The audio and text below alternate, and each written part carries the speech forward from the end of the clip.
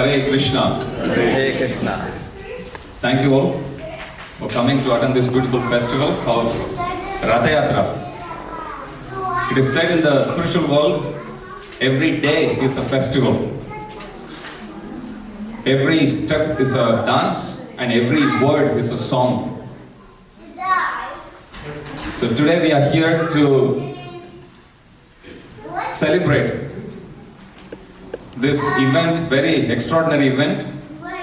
Normally, when you go to any temple, every temple will have two set of deities. Big deities you will see, and then you will have Utsava Murti, what we call.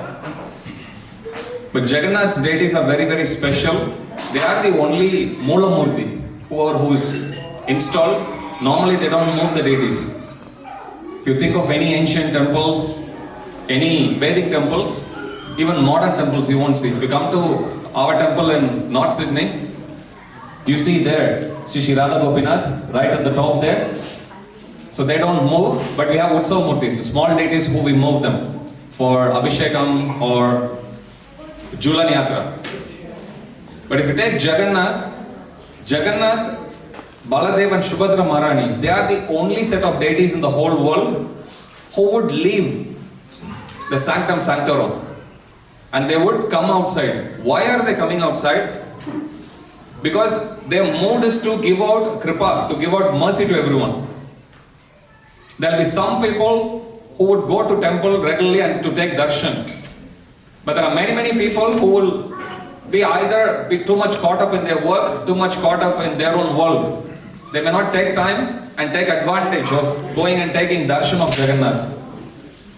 But Jagannath, Baladeva, Subhadra Maharani's mood is such that even if you don't come to us, we will come to you. Have you ever come across any deities like that? It is said about Ratha Yatra, three things are important. Listen to this one carefully. And you already qualified all the three. Now listen to it even more carefully, because you need to know what benefit you have already received. First is the wind that comes and touches the Lord. After touching the Lord, if it touches you, you won't take birth again. How many of you think the wind that touched Jagannath has touched you? Put your hand up. Those of you who are uncertain, make sure you go a little closer. So that's the first thing. Second thing is, you should come within the vision of the Lord. You see the big eyes the Lord has? Whoever sees the darshan, big eyes of the Lord, if you come in front, Lord's eyes is like scanner. They will scan, look at all your past karma. Whatever that you did in this life, past life, even before that, anytime. And they will completely clean up all of that. So if you haven't taken darshan, if you haven't come in front of them, make sure before you go, you come in front of them and make sure they look at you. We think we are going to the temple to take darshan of the Lord, but actually we go to the temple so they can take our darshan. Okay, so that's why when you go to the temple, you need to be properly dressed. Sometimes people think, oh, I'll be very simple, I won't even dress up properly, I won't comb my hair properly, I won't decorate my face properly and I'll go. That's not a proper understanding. That's not Vaishnava understanding. We go to the temple so the Lord can take our darshan.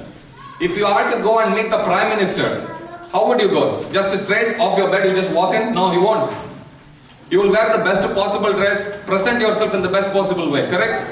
Here when we go to take darshan of the Supreme Lord, same thing. We need to decorate ourselves with the best clothes, we need to decorate ourselves, present ourselves in the best possible way. That's the second benefit you get. If you come in front of the Lord, if He looks at you, and Jagannath, I don't think you can miss Him. And we have bigger deities also. You will see once they open, they are big. And you can never miss them.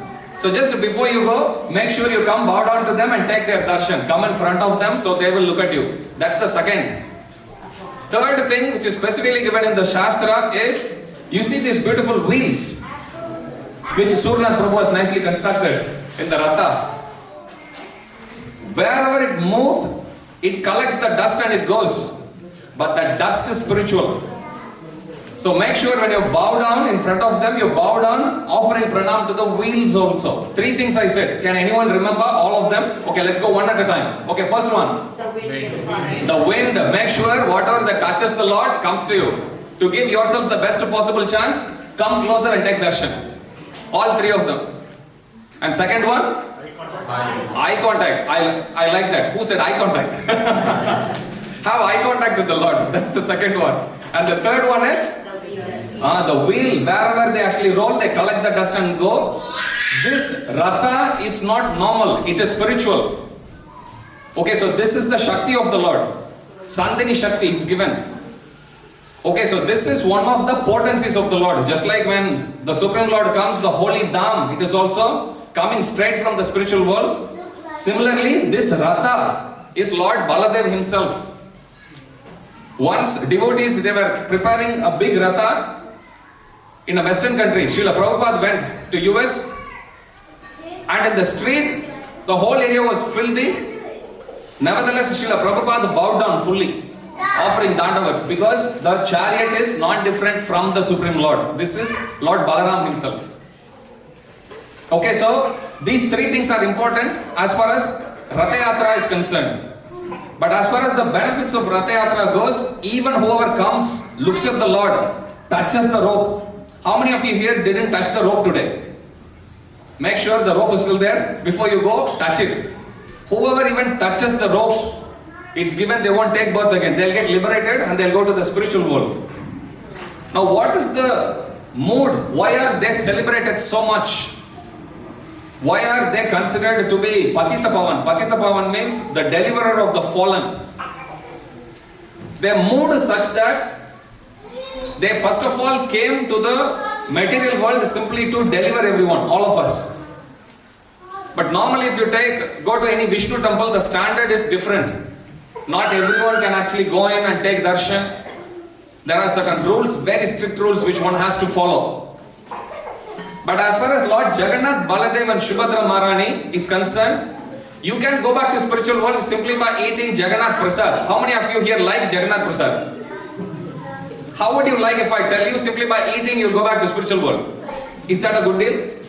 Of course. Wow, I see what people say, wow. Correct. So in order to understand their appearance, I'll tell you one story from Puranas.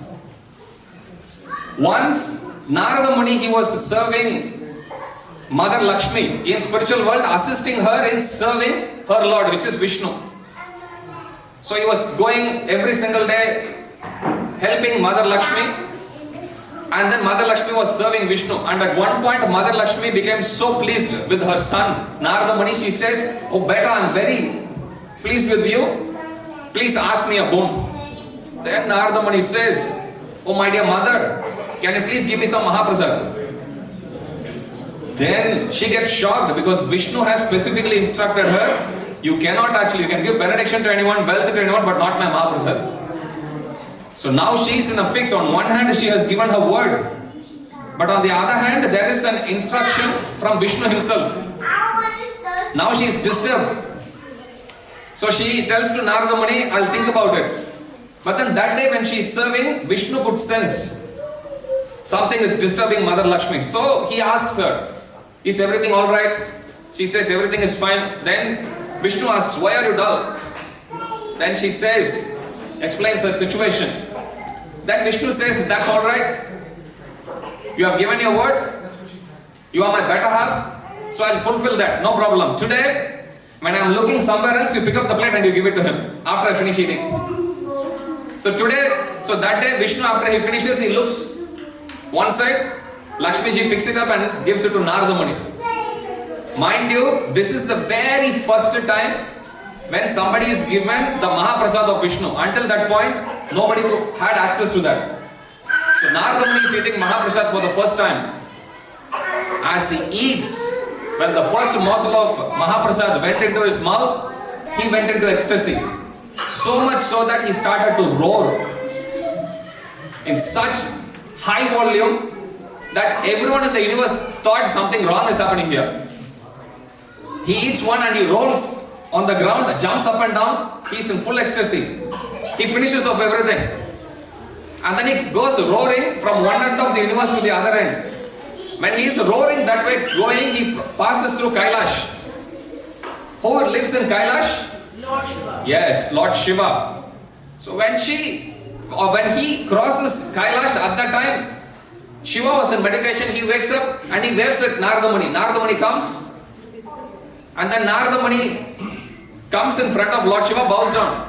Lord Shiva says, I see that you are very happy. What's the reason for your happiness? Then Narada Muni says, today I had the honor of honoring Mahaprasad of Vishnu. Then Shiva looks at Narada Muni and he says, you are also born of Lord Brahma. I also appeared through Brahma in that particular avatar. That makes both of us brothers. So what did you bring for your brother? You had access to Mahaprasad, where is my share? Then Narada Muni cuts a sorry figure and he says, oh my Lord, I forgot, I'm really sorry. Then Lord Shiva catches hold of Narada Muni's hand and he would see a slight morsel close to his nail. Then Narada Muni was surprised when Lord Shiva puts this request. Oh Narada Muni, even if you don't permit, I'm going to take and honor that. So he takes that little tiny bit and he honors it. And now guess what happens? Lord Shiva goes into ecstasy. You know what will happen when Lord Shiva goes into ecstasy? He dances. Again he jumps and down, he roars. He starts his Tandava. When he starts his Tandava Nritya, Mother Parvati gets shocked. What's happening to my husband? So she comes and she asks Lord Shiva, is everything fine? What's the reason for your ecstasy? Then Shiva says, Narada Muni had the honor of taking Mahaprasad of Vishnu. I also somehow managed to get a tiny part. That's the reason for my ecstasy. When Mother Parvati hears that, guess what question she asked Lord Shiva? Exactly. Now you're following the story. Where is my share? And then Lord Shiva looks at Narada Muni escapes. Now Lord Shiva is in a fix and he says, I'm really sorry. I completely forgot. Mother Parvati gets upset. So then she undergoes very, very strict austerities. One of Mother Parvati's name is Uma. Uma means one who undergoes extreme austerity. There's nobody who can do tapasya as strong as her. That's why she gets the name Uma, one of the common name.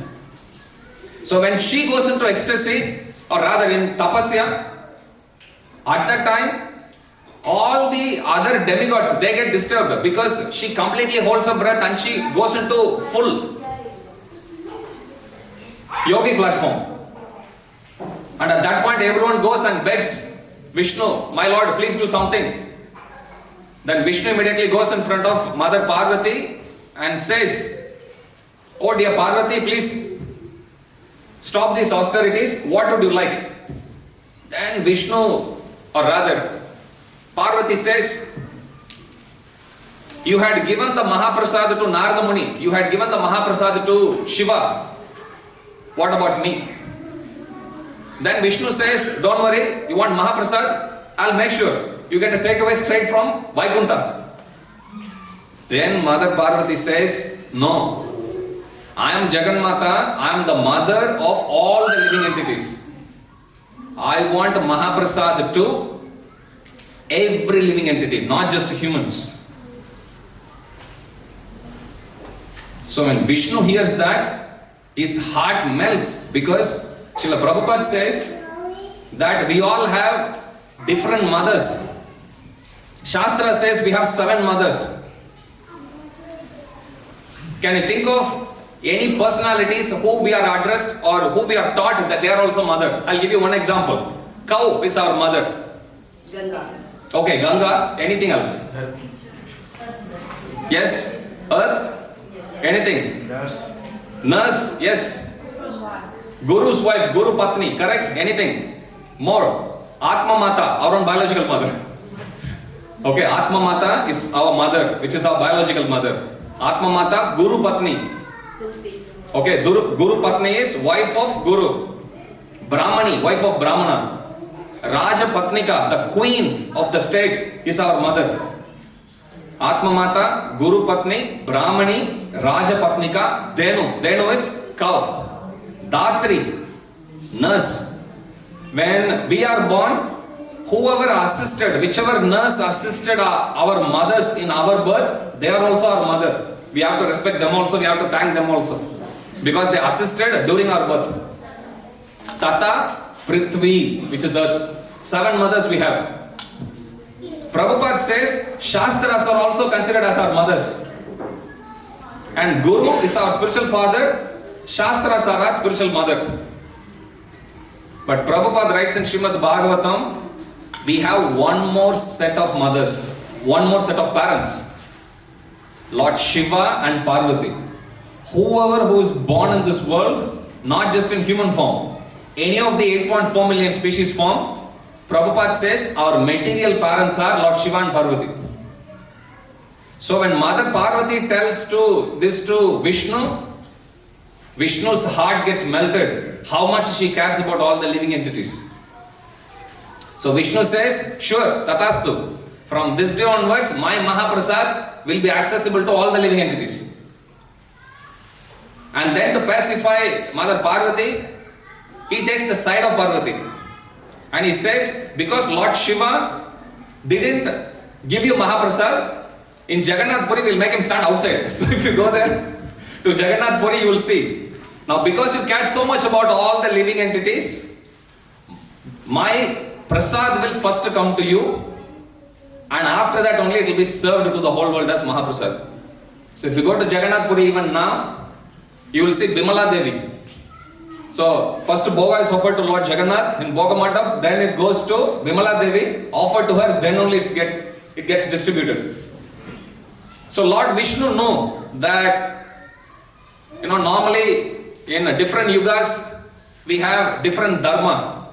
Kritaya Dhyayato Vishnu. If you are born in Satya Yuga, then you are supposed to do tapasya for 60,000 years. Because the duration of lifespan was 100,000 years. Kritaya Yachato Makai. If you are in Treta Yuga, you have to do Yagya, Homa. You know what are fire sacrifices? But normally in these days, if you see our Yagya Kunda, it will be 1 foot by 1 foot. Have you seen? Small. You know how big the size of the Yagya Kunda used to be? If one Brahmana sits in one side, he can't see the Brahmana on the other side. That's how big it would be. Okay, thousands of people would be seated around that Yagya Kunda. This is in Treta Yuga. So you can imagine how much ghee would be needed, how much wood is needed in order to recite how qualified the Brahmanas must have been. So Satya Yuga, Treta Yuga. In Dwapara Yuga, Dwapare Paricharyayam. In Dwapara Yuga, you go to different Divya Kshetras, different temples. Kalau Tad Hari Kirtanat. Whereas in Kali Yuga, the only thing that will work is Hari Kirtan. You chant the name of Krishna. Let's chant one Hare Krishna Mahamantra. Hare Krishna, Krishna Krishna, Hare Hare, Hare Rama, Rama Rama, Hare Hare. So, you come to Radha Parsati Ashram, we'll teach you how to chant, we'll give you beads. And how many of you chant on beads? On mala? Fantastic. Sometimes we may be tired, right? You may be holding the beads. If you are tired, you may sleep. Sometimes you may be seated in class and sleep also. I told that to wake you up if you are sleeping. Just joking. Sometimes, possible, right? But have you come across any instance when somebody brings you Mahaprasad and you say, no, I feel sleepy? No. So, Jagannath thought, these people, they tend to sleep when they come to temple also, during satsang also, during japa also. So he thought, I'll give a process when they will never sleep. And it should be the most easiest and should be the most accessible way and should also be something which gives the topmost benefit. Then he says, whoever takes my Mahaprasad, they will get instantly delivered. So today, you can see, Bhoga is getting offered to the Supreme Lord. After that, we'll have Arati. And make sure you all stay back to honor the Mahaprasad. Mahaprasad from Jagannath is also, there are verses, means not just one verse or two verses. There are like tons of verses that glorify every aspect of Lord Jagannath's worship. What benefit you get simply taking darshan of Ratha? What benefit you get simply by touching the rope? What benefit, I was once reading a quote, it was very funny. When the Ratha is getting pulled in the street, if there is a drunkard, now don't imitate this, if there is a drunkard, who is like completely in an inebriated state, and because they can't hold themselves together, they just like fall. Lord Jagannath's mood is, oh my dear devotee is actually offering dandavats to me. He accepts that bhakti. You understand? That's his mood. Jagannath never accepts any aparad. My Guru Maharaj says, Lord Jagannath, Baladeva and Subhadra Maharani, they are very grown up. Prabhupada said they are Aishwarya, they are from Dwaraka, very rich. But their mood is like grown up kids only, like babies. Imagine small babies, suddenly they take a big form. But the consciousness is still like that of a baby. That is Jagannath. So you can never come across anyone who is as merciful as Lord Jagannath. There are many, many stories about Lord Jagannath. I'll keep reciting until bhog offering finishes. Okay? As soon as bhog offering finishes, we'll go to the Arati. So, Lord Jagannath's pastimes, they are actually documented in a book called Matala Panchi. So if you go to Puri, they still maintain that book. There are some instructions Lord Jagannath has given in the dreams, some instructions he directly dictated to his devotees. So whatever worship that's been carried out, and now by the mercy of Srila Prabhupada everywhere in Western countries, they were all originally given by Lord Jagannath himself. Jagannath himself said, you paint after you do the Abhishek. After you do the Abhishek, I will fall sick. So there has to be an Anavasara Kala. A time for 2 weeks when I will go, total rest, no darshan I will give during that time. And during those times, this is the herbal drink you are going to give. Jagannath even dictates the recipes, can you believe? So he takes it very, very personal. So there is one devotee of Jagannath. His name is Raghu Das. One day he makes a small, nice, beautiful garland for Jagannath and he gives it. If you go to South India, you will see they don't use, or maybe North India also, they won't use the cotton thread for making garland. They use the fiber of banana. Have you seen it? How many of you have seen that?